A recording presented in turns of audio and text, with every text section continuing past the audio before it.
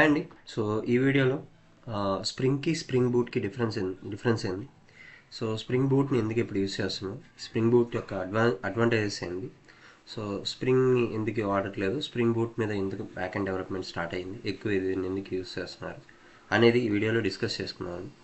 So like spring framework అనేది first introduce అయినప్పుడు అంతకుముందు వరకు like studs, RESTful web services, soap ఇలాంటివన్నీ ఈజేబీ ఇలాంటివన్నీ యూస్ చేసేవాళ్ళని.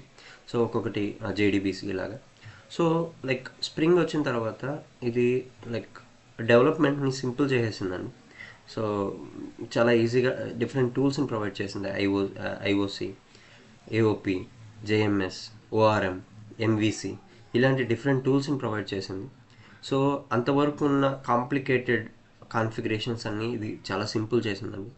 సో సింపుల్గా అప్లికేషన్ డెవలప్మెంట్ని ఈజీగా చేయొచ్చు స్ప్రింగ్ ఫ్రేమ్వర్క్ని యూస్ చేసి. టీమ్ ఆఫ్ 21 పీపుల్ దీన్ని డెవలప్ చేశారు.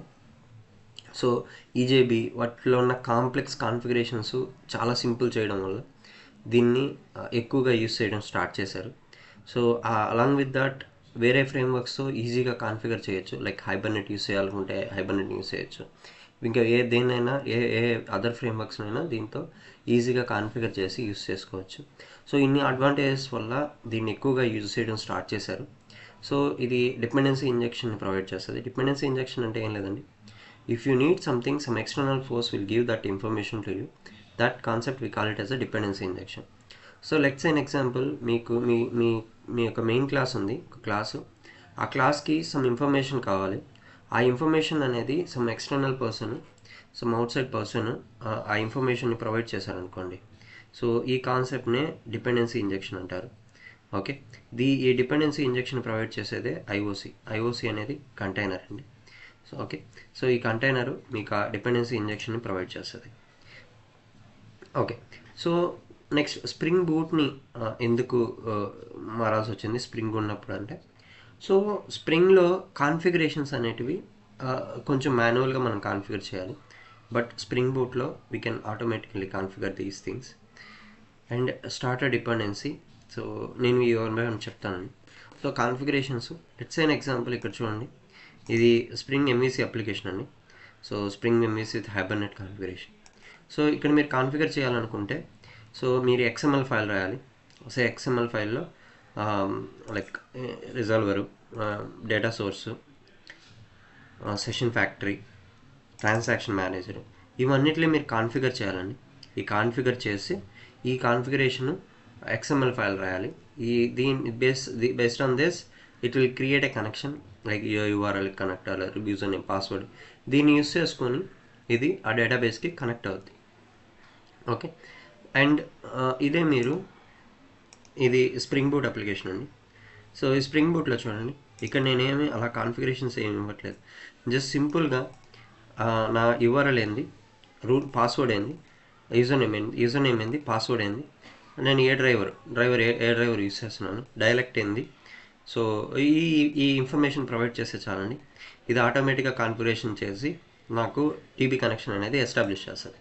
నేను ఇక్కడ చూడండి, నేను ఎక్కడ కాన్ఫిగరేషన్ ఫైల్ ఏమి రాయట్లేదు, దీనికి కాన్ఫిగరేషన్ అవసరం లేదు. ఓకే, నెక్స్ట్ సెకండ్ థింగ్ అండి, starter dependency. So starter dependency అంటే ఇక్కడ చూడండి, మీరు ఎంవిసిలో pom.xmlలో మీరు ఏ వర్షన్, నేను స్ప్రింగ్ 5 వర్షన్స్ యూస్ చేస్తున్నాను, 5.1.0.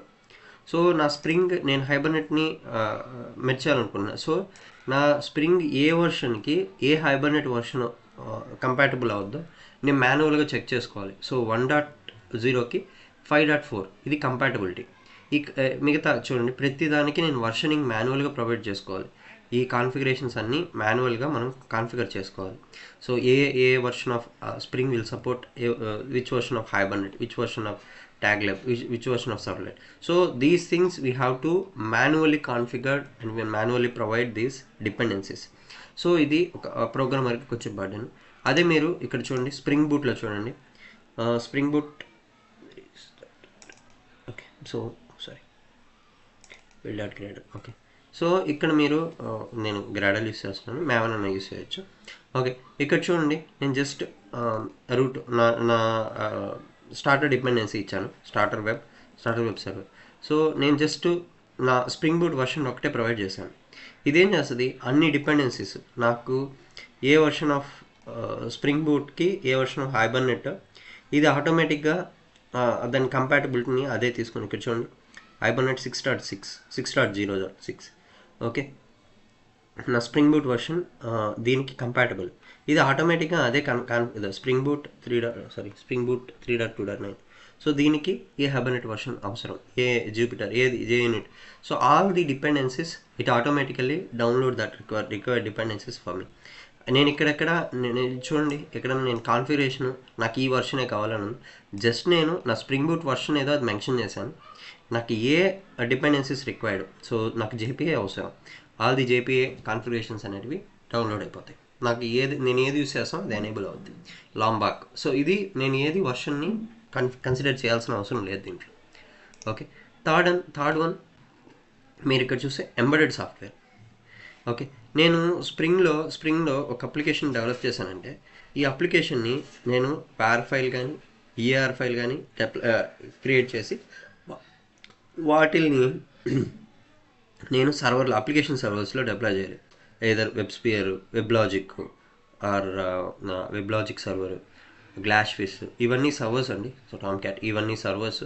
సో ఈ సర్వర్స్లో నేను మాన్యువల్గా దాన్ని డిప్లాయ్ చేయాలి.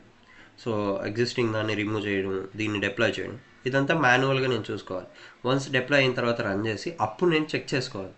సో నేను ఐడిఈలోనే చెక్ చేయలేను.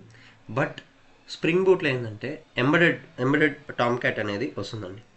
సో టామ్క్యాట్ మనకు టామ్క్యాట్ అవసరం లేదు, నాకు వేరే సర్వర్ కావాలంటే జెట్టి ఇలాంటి ఏ సర్వర్ అయినా మనం కాన్ఫిగర్ చేసుకోవచ్చు.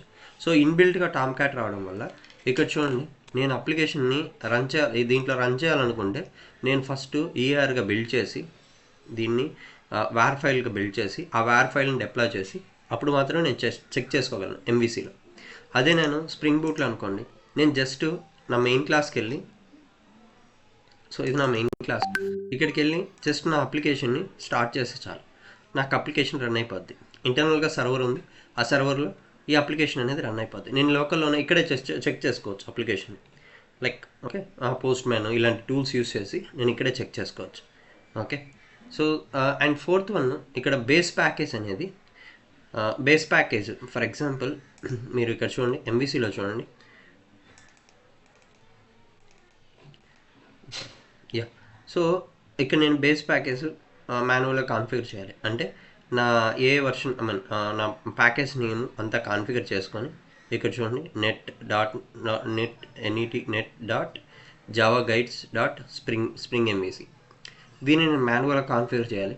అప్పుడు కాన్ఫిగర్ చేస్తేనే దీంట్లో ఉన్న ఆల్ ది క్లాసెస్కి నాకు ఐఓసి కంటైనర్ రికగ్నైజ్ చేసి దాంట్లో దాన్ని ఇన్స్టాన్స్ని క్రియేట్ చేస్తున్నాను.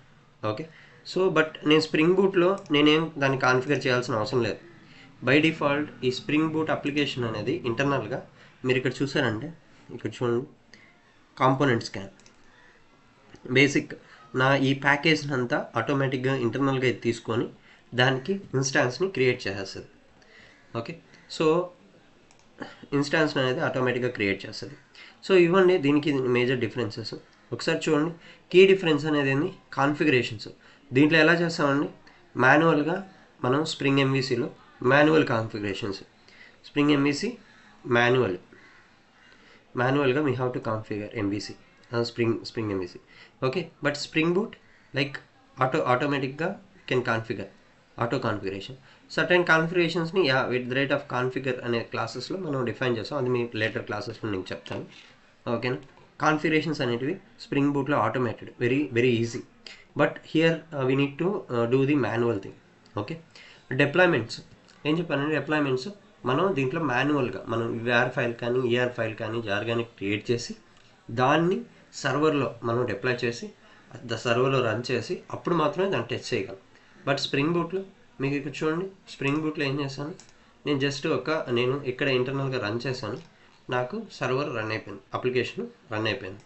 దీన్ని నేను చెక్ చేసుకోవచ్చు. చూడండి స్టార్టెడ్, ఈ అప్లికేషన్ స్టార్ట్ అయిపోయింది. ఏ పోర్ట్లో రన్ అవుతుంది, ఈ పోర్ట్లో. సో దాన్ని నేను చెక్ చేసుకోవచ్చు.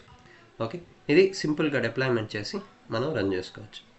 సో ఓకే, ఇప్పుడు చూడండి ఏ అప్లికేషన్స్ని ఏ టెక్నాలజీస్ని ఎప్పుడు ఎక్కువ యూస్ చేస్తారు. ఓకే, స్ప్రింగ్ని కాంప్లెక్స్ ఎంటర్ప్రైజ్ అప్లికేషన్స్ నేను చెప్పాను కదండి, దానికి ముందు స్టడ్స్ ఇవన్నీ యూస్ చేసేవాళ్ళు. సో వాటిలోని డ్రాబ్యాక్స్ని రెక్టిఫై చేస్తూ స్ప్రింగ్ వచ్చింది. సో ఇది డెవలప్మెంట్ని చాలా సింపుల్ చేసిందండి. Like Spring MVC, okay, ORM, JMS.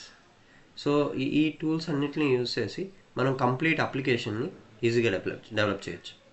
Okay, but drawbacks చెప్పాను, కాన్ఫిగరేషన్స్ ఇవన్నీ. ఓకే, స్ప్రింగ్ బూట్ని ర్యాపిడ్ అప్లికేషన్ డెవలప్మెంట్. సో ఇంతకుముందు అంటే వాటర్ ఫాల్ ఉందండి, ఇప్పుడంతా మనం అజైల్ యూస్ చేస్తున్నాం, అజైల్ స్క్రమ్ యూస్ చేస్తున్నాం.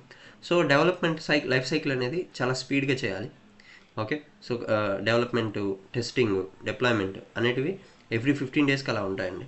సో ఫాస్ట్ డెవలప్మెంట్ కావాలంటే మనకి టెస్టింగ్ ఇవన్నీ ఫాస్ట్గా జరగాలి. సో దానికి ర్యాపిడ్ డెవలప్మెంట్ ఇది ప్రొవైడ్ చేస్తుంది, స్ప్రింగ్ బూట్ ప్రొవైడ్ చేస్తుంది. And real world problems like we need to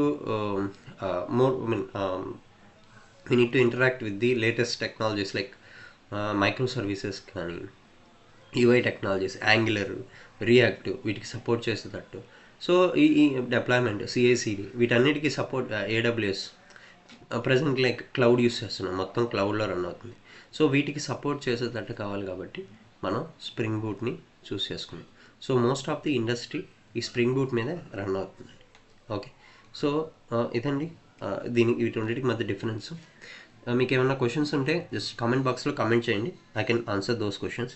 okay, so better to learn spring boot. First మీరు స్ప్రింగ్ బూట్ నేర్చుకోవాలనుకుంటే ఫస్ట్ ఐఓసీని తెలుసుకోండి, spring IOC. So spring IOC is base, then you can start learning with spring boot. Okay, so నేను classes చెప్తానండి, వీటికి videos follow అవ్వండి. Okay, if you have interest on this one, just give a like and please subscribe to my channel. Okay, thank you for watching.